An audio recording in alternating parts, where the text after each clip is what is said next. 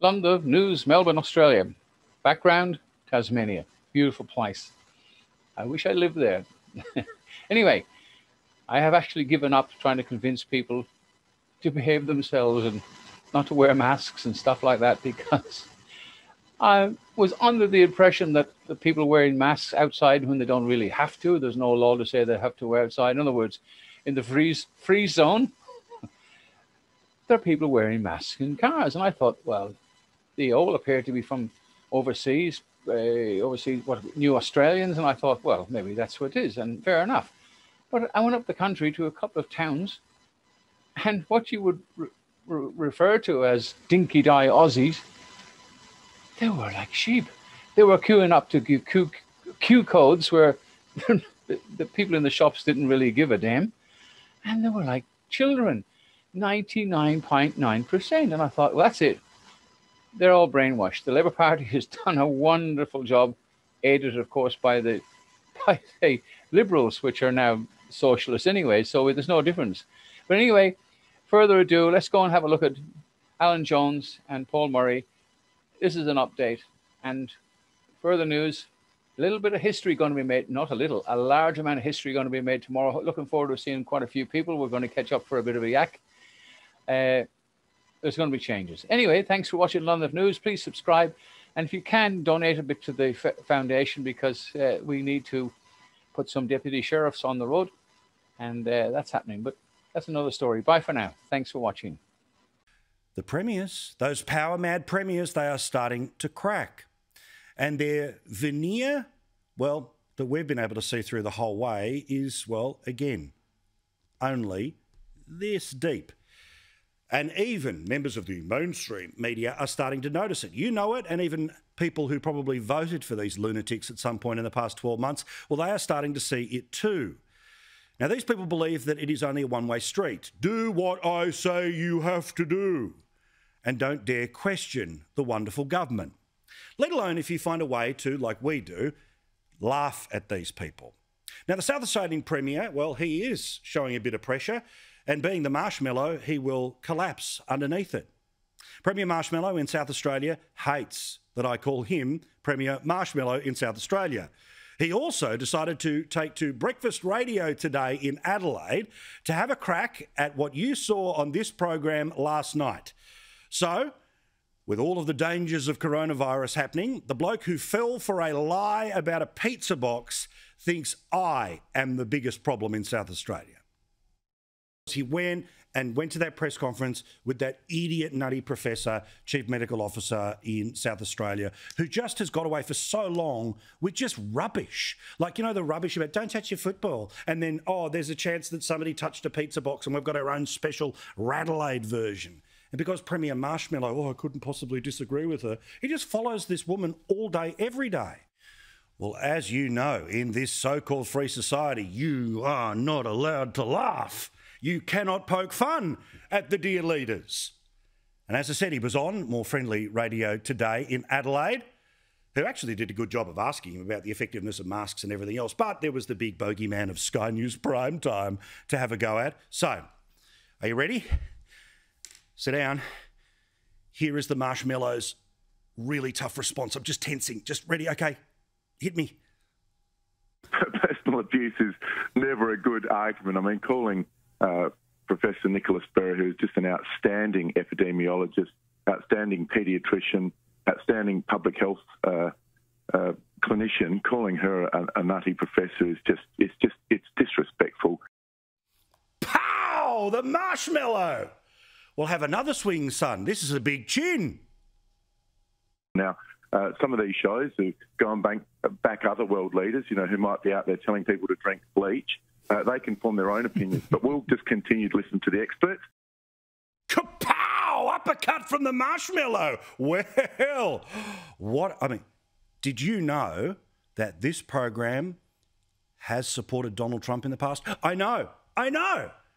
We even met the president. Remember when we went to the White House a couple of years ago? Got to shake the president of the United States' hand. That's the best you've got? That I like the orange man? Oh, marshmallow. Exactly why do I call Nicola Spurr, or whatever her name is, the nutty professor? Because she says nutty things like this. At Adelaide Oval and the ball comes towards you, my advice to you is to duck and just do not touch that ball. And this. The case we got last night also worked in the pizza bar at the same time as the person who was at the Stanford went and got a pizza. That means to me, when I saw this, it cemented my fears that this virus is breeding very, very rapidly.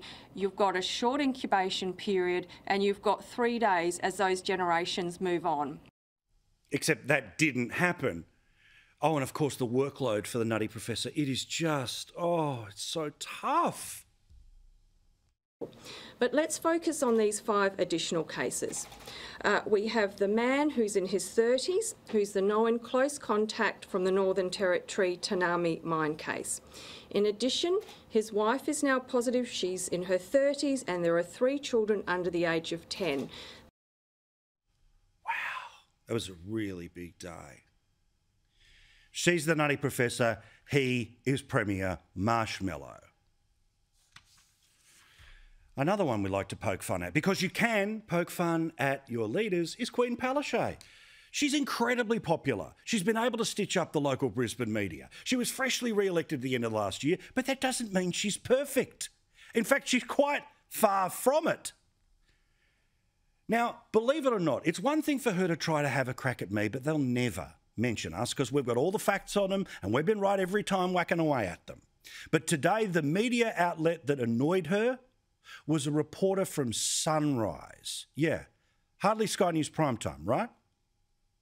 We had this public relations stunt yesterday where you had your health minister get up and say, we've tried to get all these Pfizer vaccines. I'm sorry, I don't know your name. You haven't been... My name's Bianca Stone. Oh, hi, Bianca. The show that didn't appear on this morning.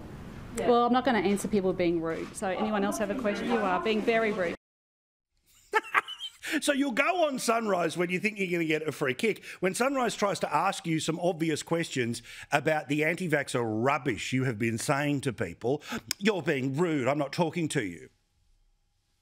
Seriously? These are the people who are deciding whether you can come or go from your house. Yeah, we're going to keep laughing at them because otherwise you would cry from the stupidity and the pain that they cause.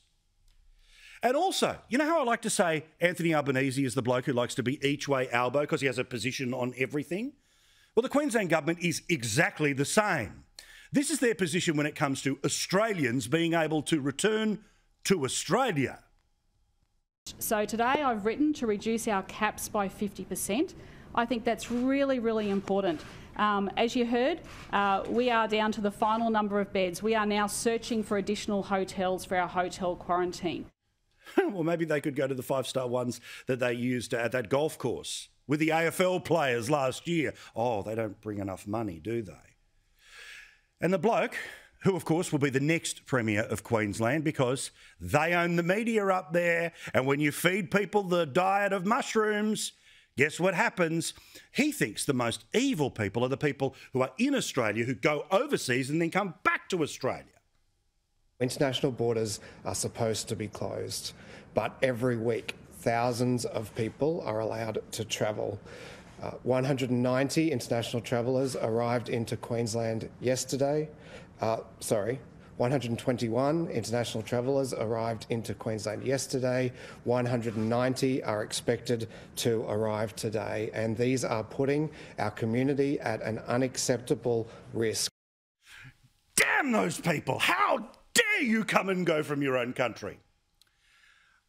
What about if one of those people was the Premier of Queensland, who's currently in Australia, but he's going to go to Japan and then has to come back to Australia?